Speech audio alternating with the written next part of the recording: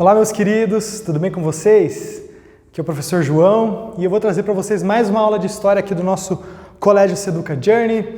Lembrando que agora, nessa parte final do nosso segundo bimestre, nós estamos vendo o surgimento e a consolidação das monarquias nacionais, A gente já iniciou esse conteúdo na semana passada, quando nós estudamos a formação das primeiras monarquias nacionais europeias, Portugal, Espanha, França e Inglaterra, Então a gente viu o contexto de surgimento dessas monarquias nacionais e o que as caracterizava, Quais são as características de uma monarquia nacional. Tudo isso a gente viu no vídeo da semana passada e o que nós vamos ver no vídeo dessa semana, nesse vídeo aqui, é a consolidação das monarquias nacionais. Como que essas monarquias nacionais confirmaram a sua centralização de poder, como que elas se mantiveram, como que elas sobreviveram, certo? Ou seja, a consolidação desse processo aí.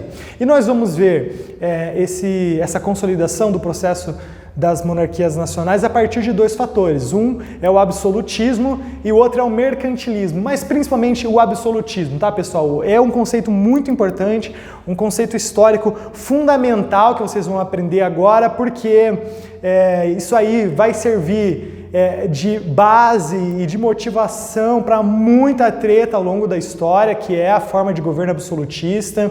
Então, até o final da Idade Moderna e início da Idade Contemporânea, a discussão sobre o absolutismo, que se iniciou nesse contexto que a gente está vendo agora, que vocês vão entender, ela foi realmente uma das coisas centrais na política europeia e, consequentemente, de outras partes do mundo também, tá? Então, nós vamos ver os fatores que fizeram com que as monarquias nacionais se consolidassem, principalmente o absolutismo, tá? Então, vocês vão aprender o que é o absolutismo, exemplo de absolutismo, o que caracteriza um Estado absolutista, certo? O fato é que esses dois fatores, absolutismo e mercantilismo, explicam o sucesso e a manutenção, a consolidação das chamadas monarquias nacionais, que é o que nós vamos tratar agora, certo? Bom, vamos falar então sobre a forma absolutista de governo, tá? Vamos começar a entender o que significa essa forma absolutista de governo, tá? Veja bem, lembrem-se que nós vimos, tá, no vídeo da semana passada, que a partir ali, lógico, alguns lugares antes, outros depois, mas a partir ali da Baixa Idade Média, alguns reinos europeus, tá, algumas monarquias europeias começaram a centralizar o poder nas mãos do monarca, ao invés de ficar dividindo o poder com cada um dos senhores locais, com os senhores feudais, com os nobres e assim por diante, tá? Ou seja, a consolidação desse processo de centralização do poder, tá, nas mãos do rei, na figura do monarca, possibilitou essa organização de governo que a gente conhece como forma absolutista de governo, tá? Ou seja, pessoal, absolutismo, tá? Vou dar uma definição simples aqui para vocês, que é muito tranquila de entender. Absolutismo é quando o poder tem rei absoluto, certo? Absolutismo, poder absoluto. Ou seja, tem todo o poder. Ah, professor, tão fácil assim? Queridos, tão fácil, só que a gente tem que colocar isso no devido lugar, É só lembrar do como era o poder do rei durante a Idade Média. Dividia o poder, não era um poder absoluto. Poder fragmentado, dividindo o poder com os nobres, com os senhores feudais, certo? A forma de governo absolutista é quando o rei, tá? Isso é um fenômeno da Idade Moderna, tá? Lembrando que nós estamos estudando os principais fenômenos do começo da Idade Moderna, já estudamos grandes navegações, já estudamos renascimento artístico e cultural, já estudamos reformas religiosas e agora o absolutismo. Ou seja, o absolutismo é um desses fenômenos da Idade Moderna, que tem seu início no final da Idade Média, no processo de centralização monárquica das monarquias nacionais. E nesse processo, nesse tipo de governo, o rei tem todo o poder, certo? Isso que significa absolutismo. É quando o rei concentra em suas mãos o poder de todas as esferas da sociedade. Então, todo o poder político está concentrado nas mãos do monarca, todo o poder econômico, todo o poder militar, tá? Ou seja, ele que decide tudo que acontece no reino.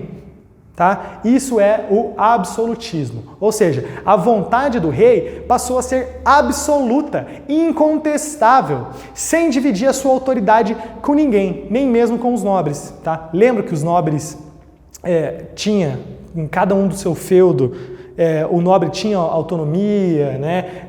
Decidia sobre questões alfandegárias, sobre questões monetárias, né? Qual moeda que usava, decidia sobre guerra, nós vamos invadir tal feudo e tal. No Estado absolutista, os senhores locais só têm que respeitar o que o rei decide. Tá? Isso que é um Estado absolutista. O Estado no qual o monarca concentra todo o poder em suas mãos, certo? Essa forma de governo ficou conhecida então como absolutismo monárquico e foi alvo da reflexão, da defesa e também da crítica de muitos escritores, muitos juristas, ou seja, galera que estudava direito, filósofos e até clérigos europeus. Tá? A galera da igreja também estava preocupada com isso. Professor, por que a galera da igreja estava preocupada com a forma de governo? Bom, porque a igreja tinha uma primazia cultural na Europa até então, como tem, né?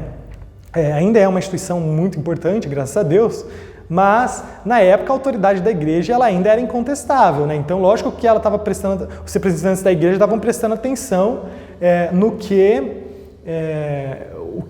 as monarquias nacionais estavam se desenvolvendo em sua forma política.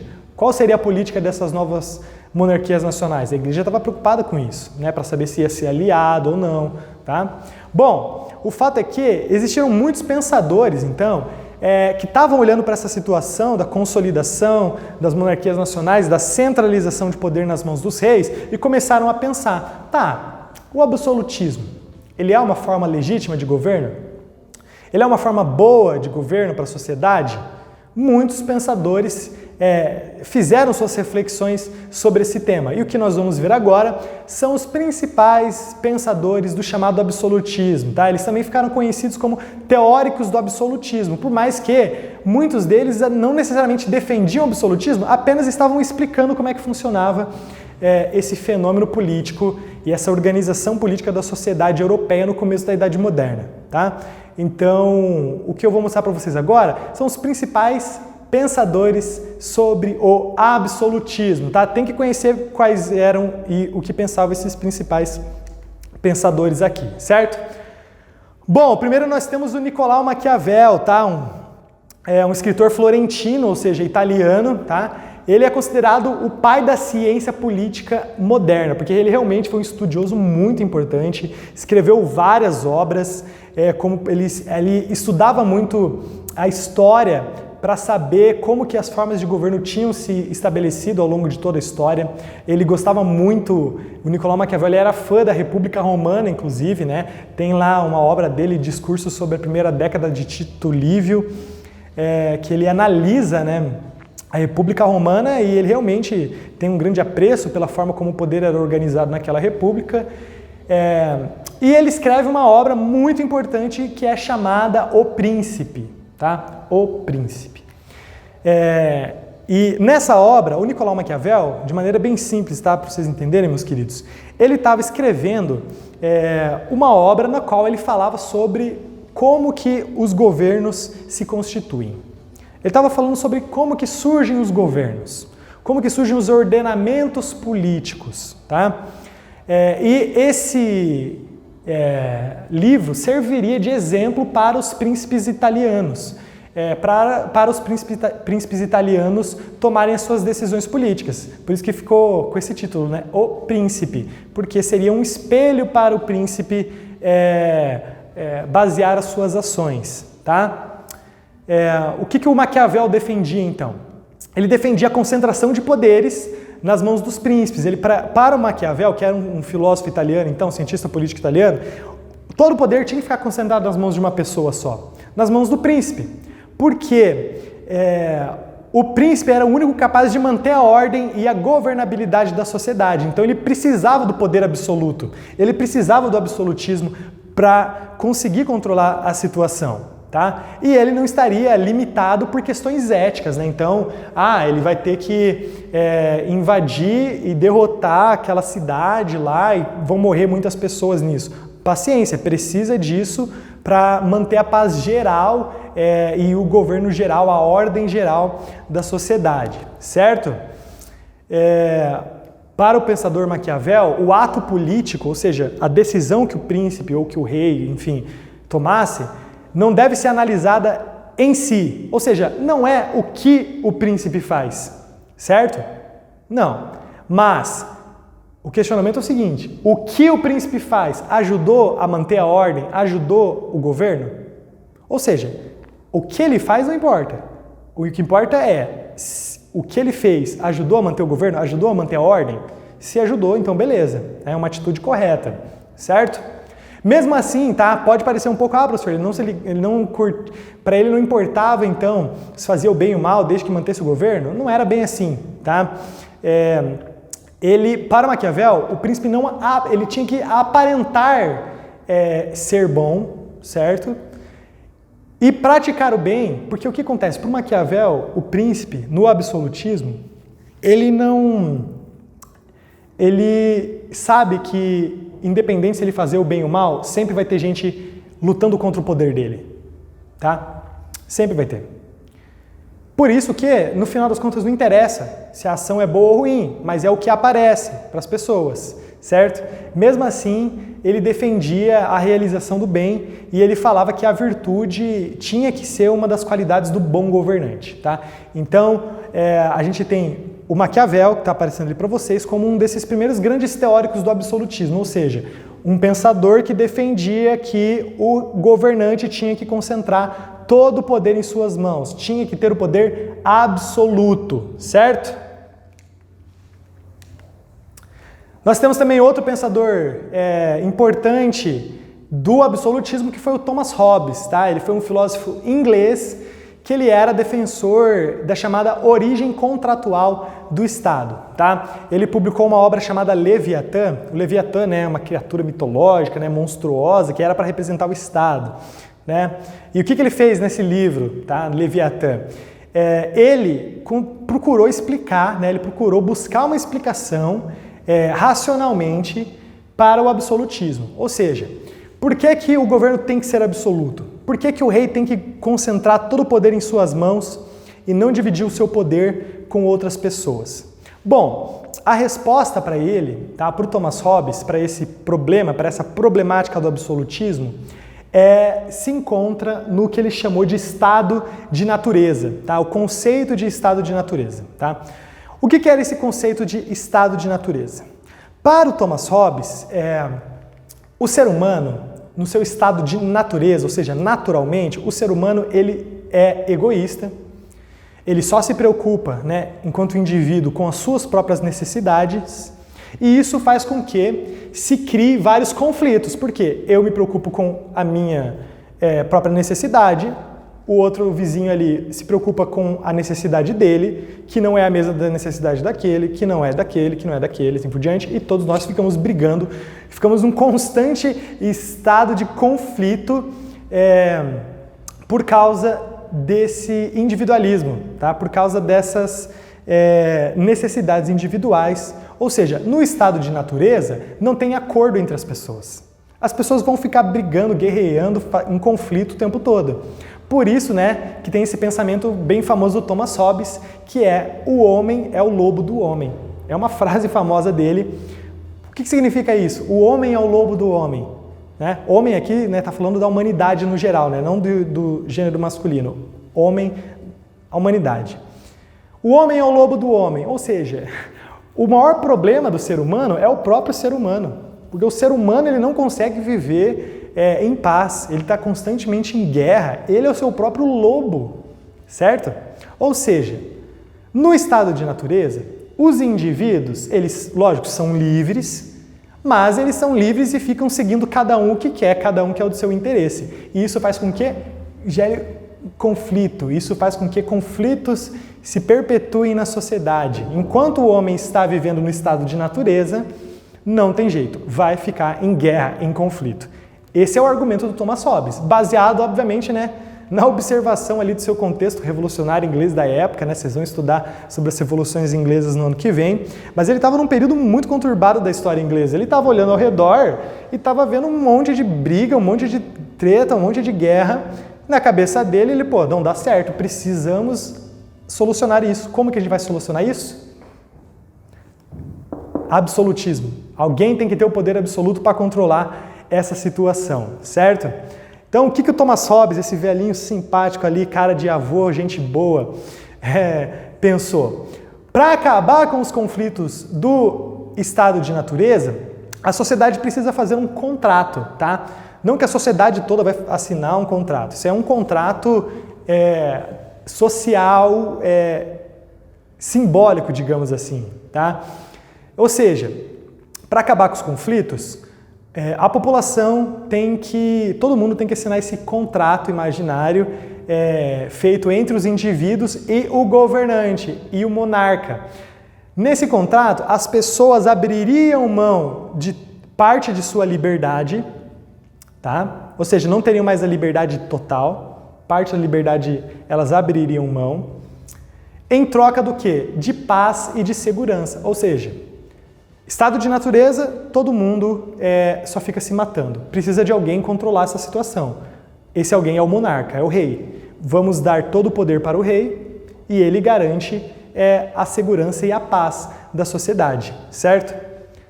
Ou seja, por que o Thomas Hobbes é considerado então esse defensor do absolutismo? Porque para dar conta do estado de natureza do ser humano, esse estado de guerra, esse estado conflituoso, apenas alguém com poder absoluto para mandar e para botar ordem na situação, certo? Por isso que ele defendia o absolutismo, tá? Para o Thomas Hobbes, só o absolutismo era a forma de governo capaz de lidar com todos os problemas que estavam acontecendo. E lógico, né? Pelo contexto dele, a gente entende por que ele estava pensando isso. A Inglaterra estava um caos na época que ele estava pensando essas ideias do absolutismo aí, certo? Nós também temos a figura do Jacques Bossuet, tá? E olha que interessante, esse pensador aqui, ele não era um filósofo, um pensador apenas, ele também era um teólogo, ou seja, alguém que estudava teologia, ele era um bispo francês, tá? Ele era um bispo católico francês, que ele também defendia o absolutismo. Só que ele faz um argumento religioso do absolutismo. Veja bem, o Thomas Hobbes, ele estava pensando no estado de natureza, bolou ali uma argumentação para defender o absolutismo. O Jacques Bossuet, ele também vai defender o absolutismo com bastante argumentação racional, mas ele tinha por base o quê? A religião, o cristianismo, tá? Porque para ele, né, ele escreveu uma obra que se chamava Política Extraída da Sagrada Escritura, ou seja, ele estudou lá o que a Bíblia falava sobre política, assim por diante, interpretou isso, né? E começou a defender o absolutismo pela questão da visão religiosa dele, tá? Segundo esse pensador, então, Bossuet, o poder do governante tinha origem divina, tinha origem em Deus, tá? Ou seja, era absoluto porque vinha do próprio Deus. Era o próprio Deus que concedia o poder para os reis. Então, se Deus concedia o poder para os reis, o poder dos reis, dos monarcas, era absoluto, era incontestável. Tanto que ele diz o seguinte: rebelar-se contra o rei é rebelar-se contra Deus. Olha só, estão vendo como é que muita gente estava pensando e argumentando com argumentos fortes para defender essa forma de governo, tá? Porque era a forma de governo que estava surgindo como alternativa na época da formação das monarquias nacionais, certo?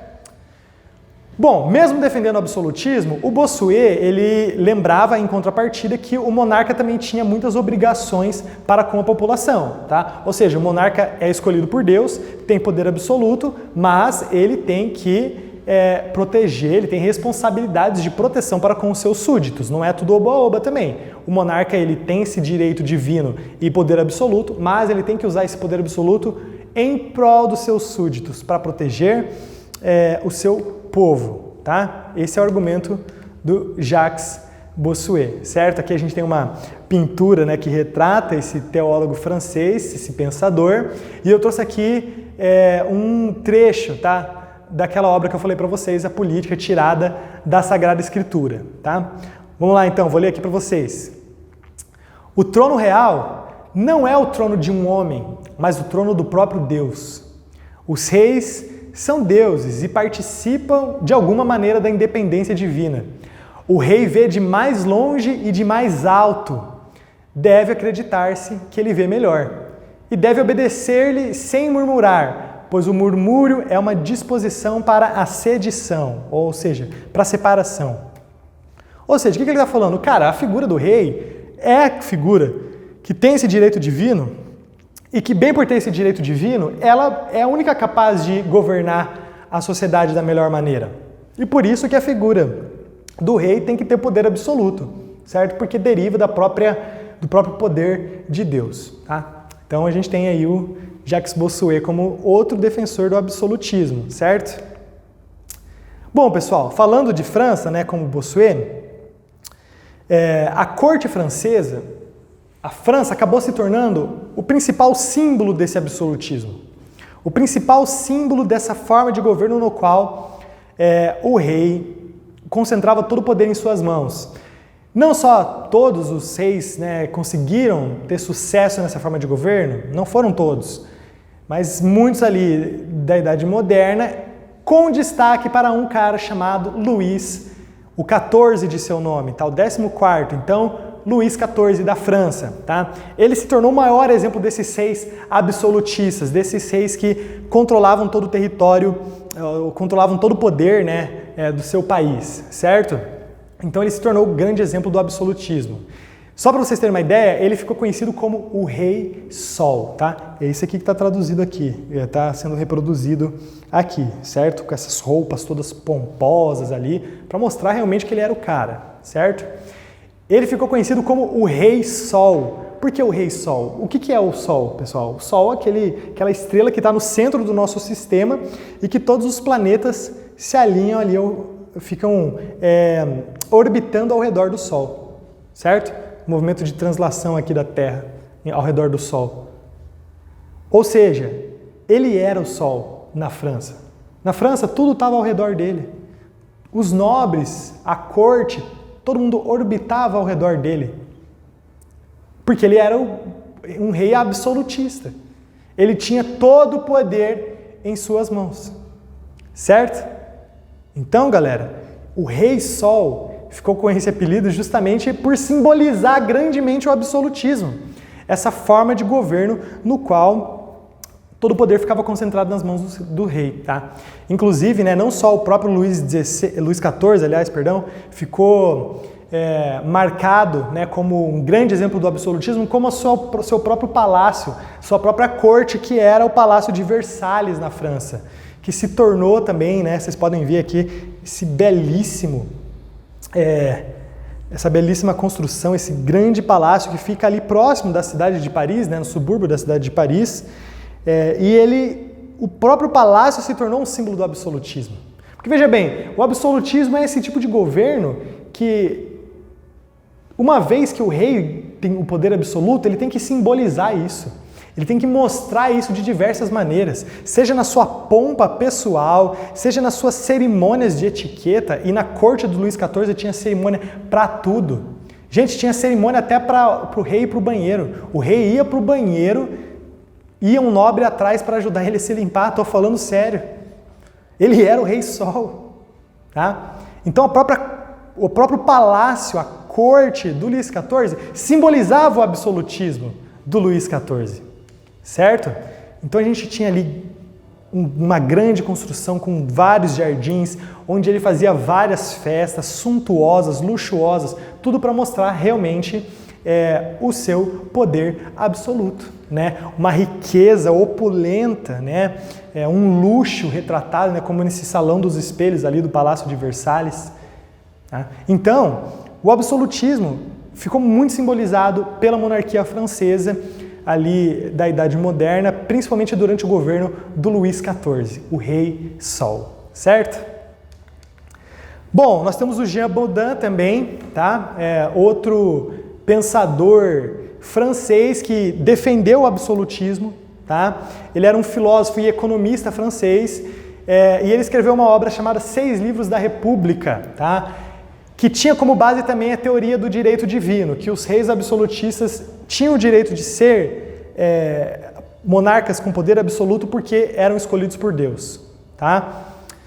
Então, para esse pensador, o Jean Baudin, a soberania real seria perpétua, ou seja, para sempre. O rei mandaria para sempre e teria um poder ilimitado. Só tinha uma coisa que limitava o poder do rei, que era a própria lei divina e a lei natural. Ou seja, o rei, para esse pensador, tem poder absoluto, desde que não vá contra a lei de Deus e a lei natural. Lei natural é uma linguagem filosófica da época para falar sobre questões moral e questões éticas de maneira geral, segundo a própria natureza que havia sido estabelecido por Deus, né? Então existiam certos direitos que eram direitos naturais que não podiam ser quebrados, nem pelo monarca, né? E muito menos o monarca, mesmo sendo tendo poder absoluto, não podia ir contra a lei de Deus, a lei divina, né? Ou seja, não podia ir contra o que o cristianismo ensinava e assim por diante, tá? A gente também trouxe aqui para vocês um pensamento, né, um trecho do pensamento desse filósofo que diz o seguinte: todos os príncipes da terra estão submetidos à lei divina e não têm poder de contrariá-la, se não querem ser culpados de crime de lesa majestade, fazendo guerra contra Deus. Interessante, né? Ou seja, o Jean Baudin fala o seguinte, ó, beleza, os príncipes têm que ser absolutistas. Governo absoluto, realmente. Eles têm autoridade de Deus. Só que se eles forem contra a lei de Deus, que é estabelecida pelo cristianismo e pela igreja, aí eles vão estar indo contra o próprio Deus. Ou seja, eles vão estar indo contra um crime de lesa majestade, um atentado contra o próprio Rei Supremo, que é o maior rei, muito maior que qualquer rei aqui da Terra, que é Deus, né? Então, tipo assim, os reis têm poder absoluto, mas desde que não vá contra as leis divinas, certo? Bom, esses foram os principais teóricos do absolutismo, tá? Então, veja bem, só para eu fechar aqui essa definição, tá? O que vocês têm que saber, além desses argumentos aqui que eu mostrei para vocês, é a definição de absolutismo. Que o absolutismo é uma forma de governo na qual todo o poder fica concentrado nas mãos do rei. O rei não divide o seu poder com ninguém. O poder do rei é absoluto, certo? Bom, o poder absoluto dos reis foi muito incentivado e foi muito consolidado por causa da política econômica mercantilista que esses reis começaram a implementar em seus reinos, certo? E agora eu vou explicar para vocês o que é a política econômica mercantilista, ou seja, o que é o mercantilismo, certo? Bom, em primeiro lugar, pessoal, a gente tem que relembrar lá que a partir da Baixa Idade Média, aquela economia tipicamente feudal da produção local, certo? Que era só produção agrícola para sobrevivência ali do feudo com pouco comércio, ela foi sendo aos poucos substituída por um novo modelo de economia, tá? Por um novo tipo econômico, que era a economia de mercado, certo? Essa economia de mercado baseada na circulação de riquezas, tá? E na circulação monetária, que visava o lucro, né? Então, a gente tem essa grande mudança do final da Idade Média, da Baixa Idade Média para a Idade Moderna, que é a substituição da economia feudal para a economia mercantilista. Professor, quer dizer que não tem mais economia feudal na Idade Moderna? Calma lá, não é bem assim, tá, meus queridos? Existem ainda resquícios do feudalismo até a Revolução Francesa, ou seja, até o final do século XVIII. A gente está falando de um processo de mudança na qual a economia essencialmente feudal de produção agrária local, com pouco comércio, foi sendo substituída pela produção mercantilista, que visava a circulação, o comércio de riquezas e a circulação monetária também, as moedas, o dinheiro, certo? E o que aconteceu? Com a consolidação das monarquias nacionais, que a gente viu na semana passada, elas foram responsáveis, essas mesmas monarquias nacionais, esses reis que estavam centralizando o poder em suas mãos, eles foram responsáveis pela unificação dos padrões monetários. O que é isso, meus queridos? Lembra que eu contei para vocês que durante a Idade Média, na época essencialmente feudal, cada feudo tinha sua própria moeda. Como é que vai fazer comércio daí? Não tem como. Precisa de uma mesma moeda para o comércio se desenvolver. E foi o que esses reis, absolutistas começaram a fazer. Começaram a estabelecer moedas que iam servir para o reino todo, certo? Isso aí ajudou muito na consolidação do próprio absolutismo, porque daí ficou mais fácil para o comércio se desenvolver, e quanto mais comércio, mais riqueza para o reino, quanto mais riqueza para o reino, mais concentração de poder nas mãos dos reis, ou seja, o absolutismo ia se mantendo, certo? Tudo bem? Ou seja, havia uma necessidade de promover o desenvolvimento econômico dos reinos europeus ali, que tinha como base justamente a intervenção do rei nos assuntos econômicos.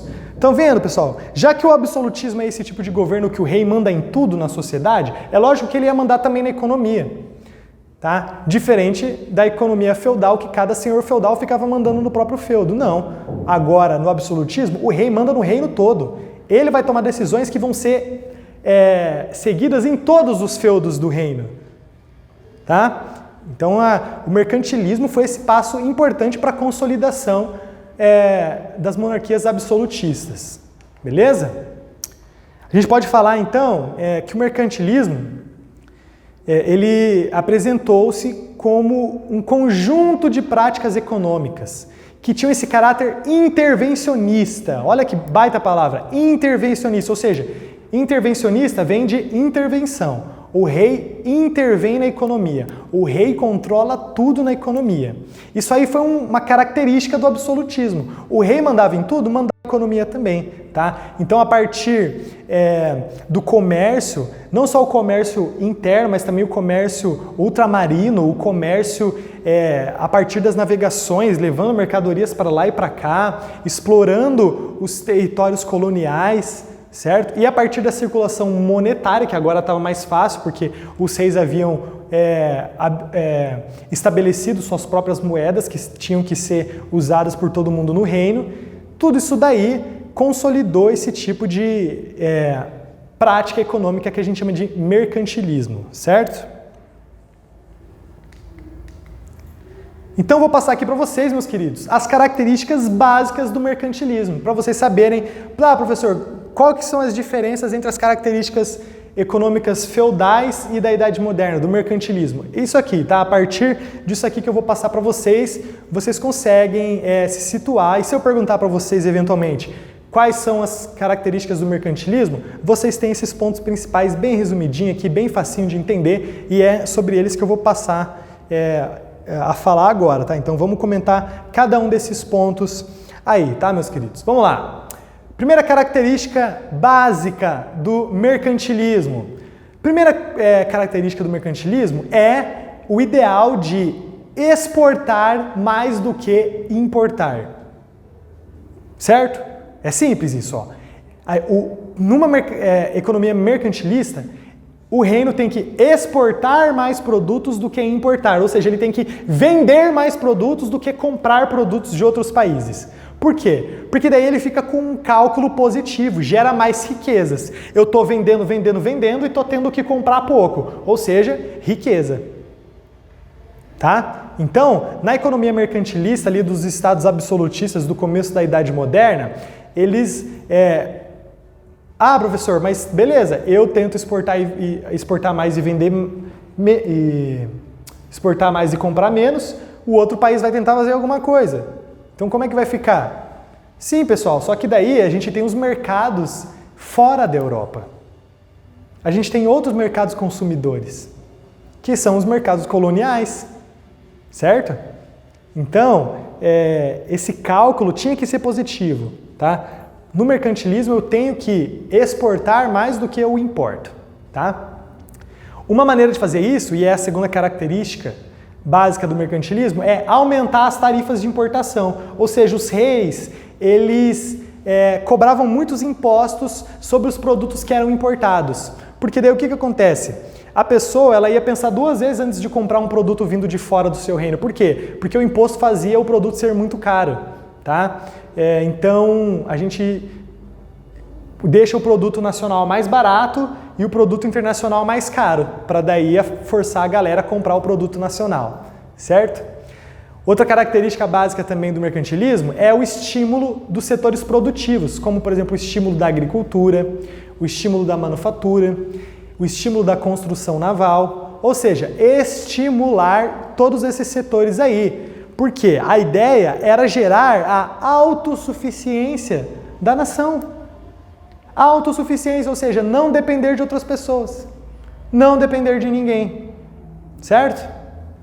Faz parte disso, obviamente, o colonialismo, né? Ou seja, usar dos territórios coloniais, né? Como por exemplo, então, Portugal tinha Brasil, a Inglaterra tinha 13 colônias na América, a Espanha tinha um vasto território colonial, certo? Ou seja, usar dos seus territórios coloniais para obter, para captar riquezas, né? Então a gente tem esse colonialismo, que é justamente a captação de riquezas pelos países europeus, que eram as metrópoles, né? Então tem essa relação colônia e metrópole. A metrópole, que era o país europeu, a maioria deles adaptando a sua forma de governo para o governo absolutista, o que eles começam a fazer? Não, vamos focar aqui na captação de riqueza das colônias, tá? Porque isso vai ajudar a gente a manter o nosso poder absoluto aqui na Europa, tá? Outra característica básica do mercantilismo, meus queridos, é o monopólio, tá? Ou seja, o controle total, o exclusivismo do comércio colonial com as respectivas metrópoles, tá? Ou seja, vamos pensar no nosso exemplo histórico aqui, Portugal e Brasil. Na época do Brasil colônia, que foi basicamente ali os 3 primeiros séculos da história do Brasil, a partir de 1500, existia um pacto colonial, ou seja, o reino de Portugal tinha monopólio de tudo que era extraído aqui do Brasil. Nenhum país mais, o Brasil não podia mandar as suas coisas, seus produtos para nenhum outro país, a não ser para a sua metrópole, que era Portugal, certo? Isso que é monopólio, porque a metrópole, cada metrópole controlava toda a extração de riquezas de sua respectiva colônia, sem deixar nenhum outro país se meter aí nessa relação, certo? Existe também o chamado metalismo, tá? Que é o acúmulo de metais preciosos, tipo ouro, prata, né? Por que durante o mercantilismo, nos governos absolutistas, eles defendiam o metalismo, que era esse acúmulo de metais preciosos? Porque era o que dava credibilidade para o reino. Ou seja, quanto maior a reserva de metais preciosos que o reino tinha, mais poder o reino teria e mais credibilidade econômica aquele reino teria para poder fazer negociações internacionais e assim por diante. Porque ninguém ia querer fazer comércio com um país que não tinha um grande acúmulo de metais preciosos, tá? Então, tinha que ter. Os reis absolutistas, eles começaram a juntar muito metal precioso, ouro e prata, justamente para assegurar esse seu poder e a sua credibilidade econômica, tá? Também tinha uma questão que era o rígido aparato fiscal sobre as colônias, ou seja, meus queridos, que se cobrava imposto de tudo que era produzido na colônia, tudo, né? Como uma forma de captar riqueza, obviamente, tá? O trabalho compulsório nas colônias também foi implementado, infelizmente. O que é o trabalho compulsório? O trabalho obrigatório, escravizado, tanto de nativos como depois de povos escravizados africanos, certo? Então o trabalho compulsório também foi uma prática do mercantilismo, tá? E também o chamado latifúndio monocultor, ou seja, grandes propriedades de terra que produziam apenas um tipo de cultura, né? Então, a gente produz trigo, sei lá, a gente produz trigo, então vai um grande pedaço de terra só produzindo trigo, para ter bastante desse produto para comercializar, tá? Essa também é uma característica do absolutismo, ou do mercantilismo, aliás. Enfim, pessoal, veja bem como que estava se estruturando essas monarquias nacionais no começo da Idade Moderna. Elas estavam centralizando o poder, o que levou à forma de governo conhecida como absolutismo, que era esse tipo de governo no qual todo o poder ficava concentrado nas mãos do monarca, nas mãos dos reis.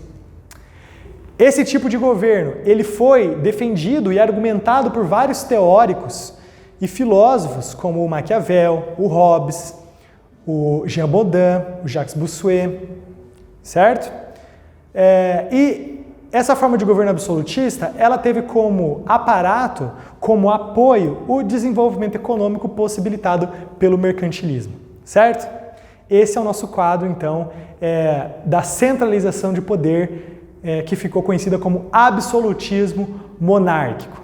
Tudo bem? Bom, espero que você tenha entendido o conteúdo. Qualquer coisa, dê uma revisadinha aí nos pontos que a gente viu durante essa nossa aula. Desejo a todos bons estudos e até o nosso próximo vídeo.